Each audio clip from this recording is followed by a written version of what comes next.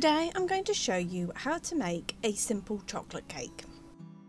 You will need 175 grams of self-raising flour, 175 grams of caster sugar, 175 grams of margarine or butter, 3 eggs and 2 tablespoons of cocoa powder. You will also need a 6-inch cake tin. This recipe will do a 7-inch as well, but you'll need to adjust the time slightly.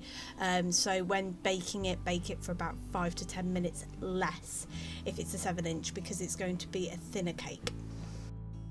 To start with, in a bowl, cream together your caster sugar and your margarine until well combined.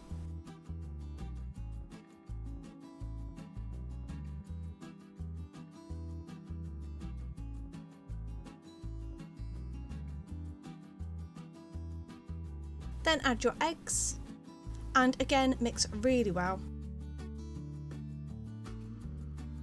And then add your flour and your cocoa powder and mix really well until a nice batter has formed.